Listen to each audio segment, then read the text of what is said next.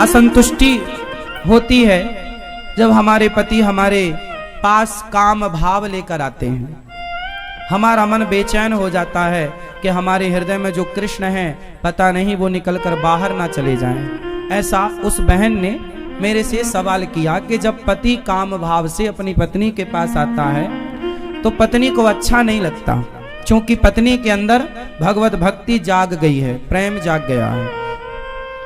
ये सवाल आप में से बहुत लोगों का भी हो सकता है, बहुत पुरुषों का भी हो सकता है, बहुत स्त्रियों का भी हो सकता है, पर चूंकि सवाल बड़ा अटपटा है तो लोगों को पूछने में भी संकोच होता है, इसलिए हम आपको इसका समाधान देते हैं। मैंने उनको ये बात समझाई, बता दिया उनको। शायद यहाँ बैठी हो तो वो चूंकि ऐसे प्रश्न सवाल माइक में तो वो कर नहीं सकती थी, पर सवाल तो सवाल है, तो हमने उत्तर सोचा कि चलो इस बहाने आपको उत्तर दे दें। प्रश्न समझ में आ गया? अब उत्तर सुनो। हमने उनसे बोला कि आपके पति, आप तो भक्ति में रम गई हो, बहुत अच्छी हो आप, कि आपके हृदय में कृष्ण विराज गए हैं, भक्ति विराज गई है, आपका दिन रात भगवत चिंतन में ही मन लग रहा, बहुत अच्छी बात है। लेकिन जो आपके पति हैं अभी उनका मन विषयों में है, और यदि आपने भी इनकार कर दिया कि आप हमारे पास मत आओ तो आपके पति फिर पराई स्त्री के गामी हो जाएंगे, वो दूसरी स्त्रियों के पास जाने स्टार्ट कर देंगे, वैश्याओं का गमन करने लग जाएंगे, वैश्यागामी हो सकता है इसलिए तुम्हारा पति। इसलिए तुम्हारे अंदर तो कोई वासना है नहीं, लेकिन पति के अंदर यदि है तो पति पत्नी के पास ही तो जाएगा। यदि तुमने भी उसे हटा दिया अपने पास से तो वो वैश्यागामी, उसका चरित्र बिगड़ जाएगा। इसलिए तुम्हारा धर्म है। मीराबाई के साथ भी यही था, बिल्कुल सेम। मीरा का विवाह बचपन में कृष्ण से हो गया था, मान लिया था उन्होंने पति कि मेरे तो पति गिरधर गोपाल हैं, लेकिन फिर भी उनके माँ बाप ने जबरदस्ती उनका विवाह भोजराज से कर दिया, जो राणा के बेटे हैं।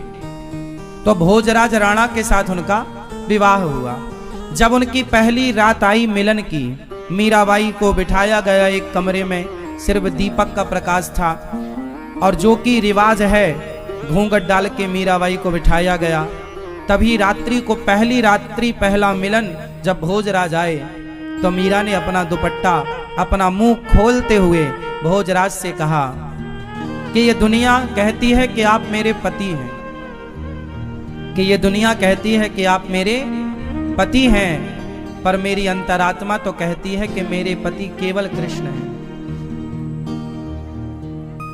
लेकिन मेरे मन पर, मेरे प्राणों पर तो कृष्ण का अधिकार है, लेकिन आप व्यवहार जगत में मेरे पति बने हैं।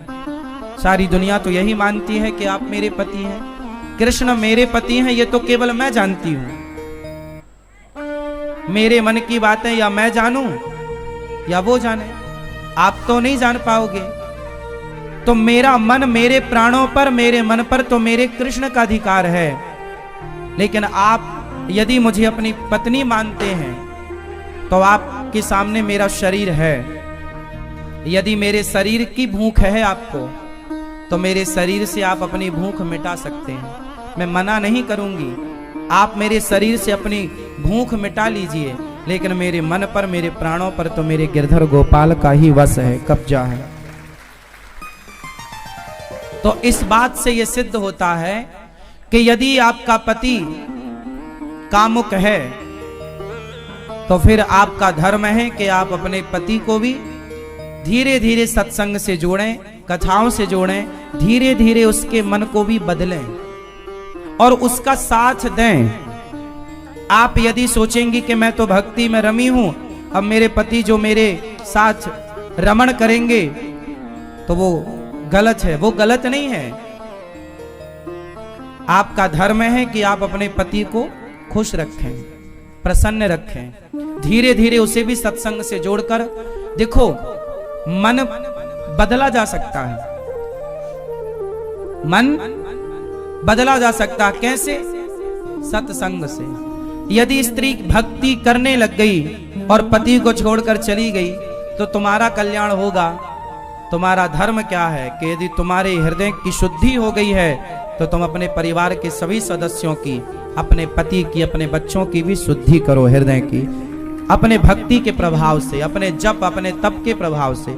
यदि आप केवल भक्ति करने लग गई और भाग गई घर से कि अब जी तो मैं तो वृंदावन रहूंगी, मैं तो घर में नहीं रहूंगी, तो ये तो भागना हो जाएगा, ये तो रण छोड़ के भागना हो जाएगा। फिर आपका धाम में आकर के वास करना, अपने पति को छोड़कर, अपने बच्चों को छोड़कर, ये आपका धर्म नहीं है। धर्म तो ये है कि पति और बच्चों के साथ रहकर जो प्रेम आपके भीतर जागा है वही प्रेम पति और पुत्र के भीतर जागा कर उनका भी कल्याण कीजिए और उनका साथ दीजिए। और ये पति पत्नी का अधिकार होता है एक दूसरे के लिए। उस अधिकार से ना पत्नी वंचित करे पति को, ना पति वंचित करे पत्नी को। पति पत्नी दोनों आप खुश हैं, ये बहुत अच्छी बात है। ना तो पत्नी पर पुरुषगामी बने, ना तो पति पर स्त्रीगामी बने। यदि कोई पुरुष पर स्त्रीगामी है, याद रखिएगा, बहुत स्पष्टता से समझिएगा, यदि कोई पुरुष पर स्त्रीगामी है और कोई स्त्री पर पुरुषगामी है तो आप ही बताइए दोषी कौन है? उत्तर दो। यदि आपका पति पर स्त्री गामी है, मीन्स पर स्त्री के पास रहता है, तो इसका जिम्मेदार कौन है? कौन कौन? यदि पति पर पुरुषगामी है, पर स्त्रीगामी है, तो जिम्मेदार कौन है?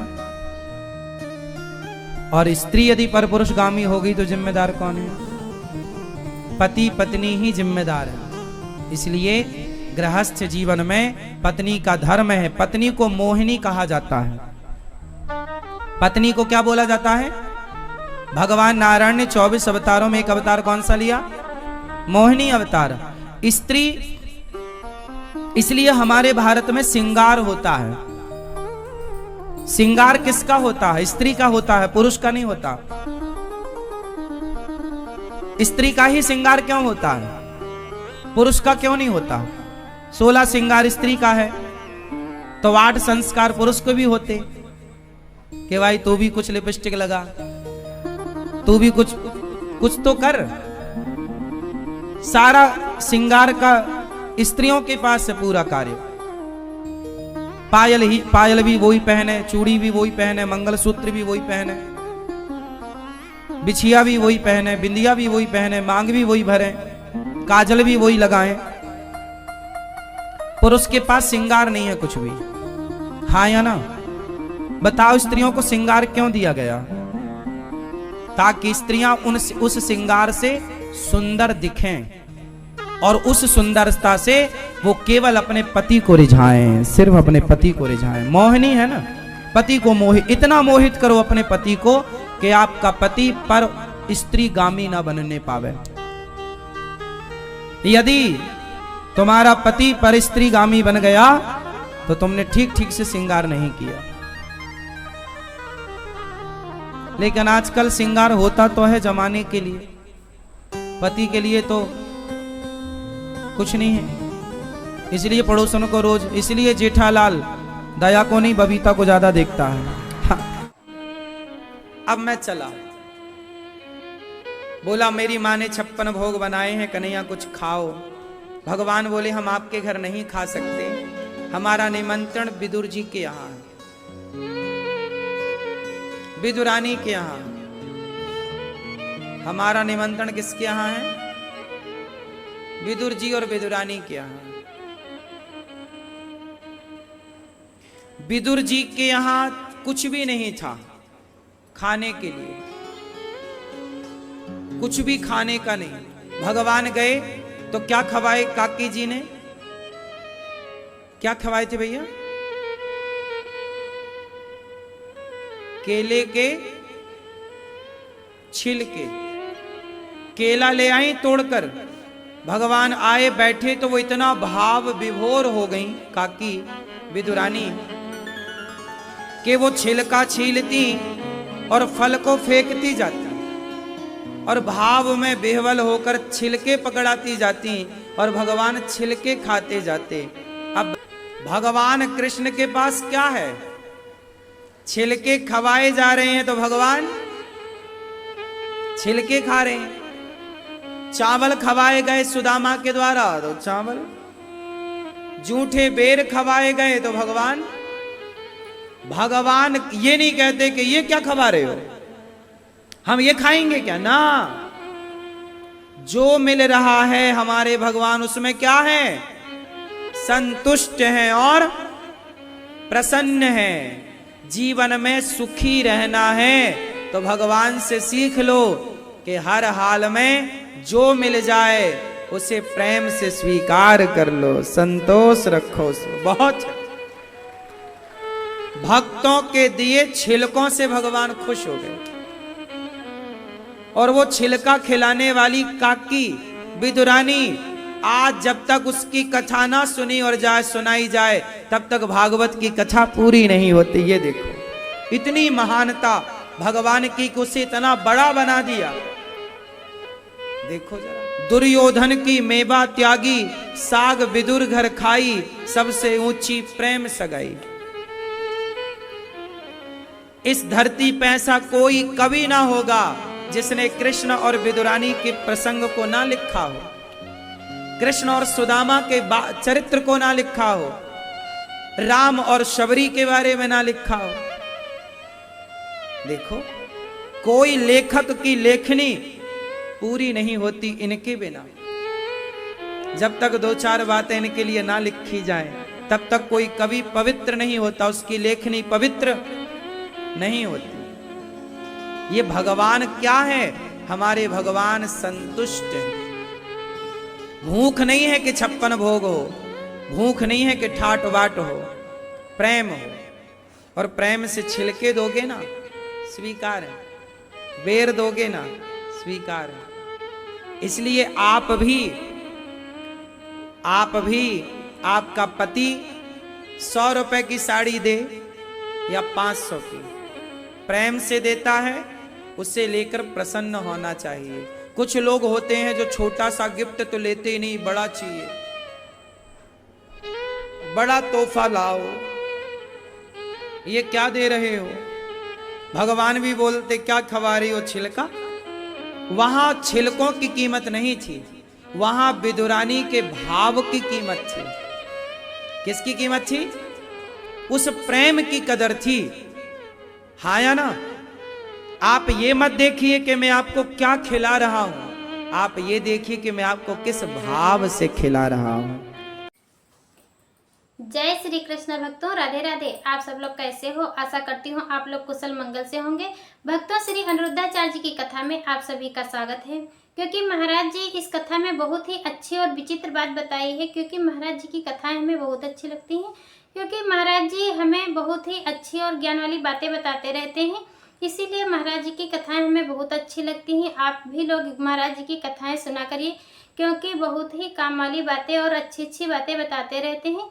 इसलिए हम महाराज जी की कथाएं बहुत सुनते हैं और देखते हैं, क्योंकि महाराज जी हमारे जीवन पर्यंत काम आने वाली बहुत ही अच्छी और विचित्र बात बताते रहते हैं।